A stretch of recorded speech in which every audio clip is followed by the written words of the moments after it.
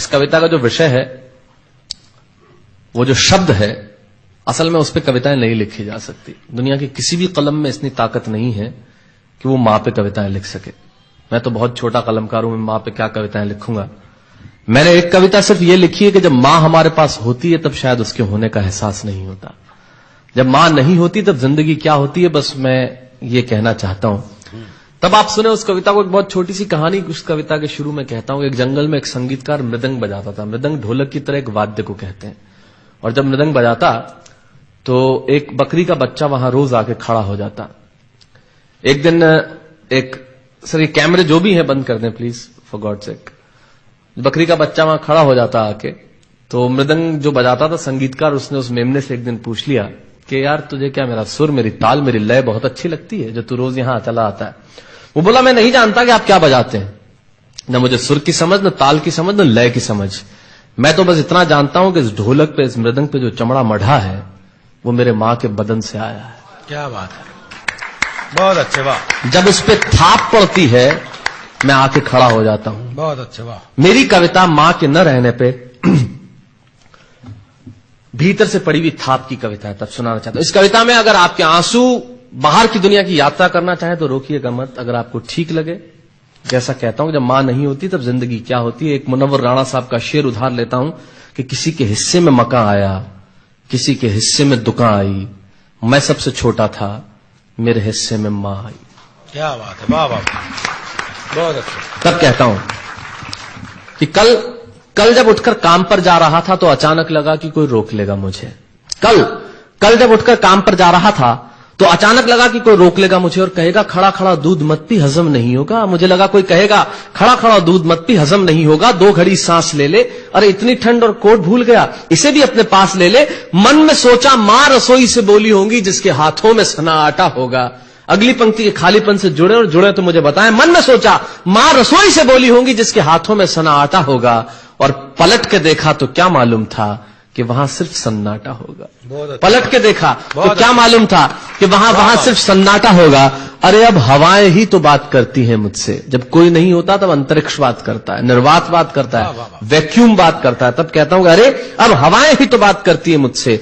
लगता है जब जाऊंगा किसी खास काम से तो कोई कहेगा दही शक्कर खा ले बेटा, अच्छा शगुन होता है। कोई कहेगा गुड़ खा ले बेटा, अच्छा शगुन होता है। पर मन इसी बात के लिए तो रोता है कि सब कुछ है मां, सब कुछ। जिस आजादी के लिए तुझसे मैं सारी उम्र लड़ता रहा। आपने अपने बचपन में देखा होगा, माए हमें टोकती है, यहां मत जा, वहां मत जा, ये मत कर, वो मत कर। तब हम आजाद होना चाहते हैं, और आजादी की कीमत कितनी बड़ी देनी पड़ती है। अगर कम शब्दों में मैंने ठीक बात कह दी हो तो इसका एहसास मुझे जरूर कराइएगा कि सब कुछ है मां, सब कुछ। जिस आजादी के लिए तुझसे मैं सारी उम्र लड़ता रहा वो सारी आजादी मेरे पास है। फिर भी न जाने क्यों दिल की हर धड़कन उदास है। कहता था ना तुझसे मैं वही करूंगा जो मेरे जी में आएगा, और आज मैं वही सब कुछ करता हूं जो मेरे जी में आता है।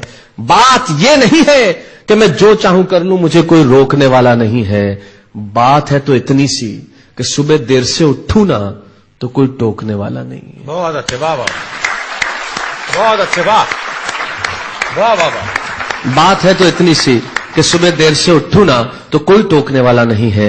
रात को देर से लौटूं तो कौन नाराज होगा भला, कौन कहेगा बार बार कि अब कहां चला। आप ही के जिंदगी के कुछ दृश्य चुराता हूं, आप ही को सौंपता हूं। रात को देर से लौटूं तो कौन नाराज होगा भला, कौन कहेगा बार बार कि अब कहां चला। दोस्तों के साथ घूमने पर उल्हाने कौन देगा, मेरे वो तमाम झूठे बहाने कौन देगा। सच कहा साहब, गम की चोटें जख्मों पे फौलाद से ज्यादा क्या होगी, और मां की दौलत दुनिया में औलाद से ज्यादा क्या होगी। तब कहना चाहता हूं कि रात को देर से लौटूं तो कौन नाराज होगा भला, कौन कहेगा बार बार कि अब कहां चला। दोस्तों के साथ घूमने पर उल्हाने कौन देगा, मेरे वो तमाम झूठे बहाने कौन देगा। कौन कहेगा कि इस उम्र में क्यों परेशान करता है। हाय राम, ये लड़का क्यों नहीं सुधरता है। पैसे कहां खर्च हो जाते हैं तेरे, क्यों नहीं बताता है। सारा दिन मुझे सताता है, रात को देर से आता है, खाना गर्म करने को जागती रहूं, खिलाने को तेरे पीछे भागती रहूं, बहाती रहूं आंसू तेरे लिए।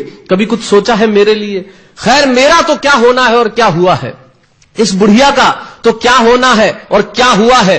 तू खुश रह लेना यही दुआ है, और आज तमाम खुशियां ही खुशियां। जीवन में जो सर्वश्रेष्ठ एक पंक्ति जो ईश्वर ने मुझे सौंपी वो मैं आपको सौंपता हूं।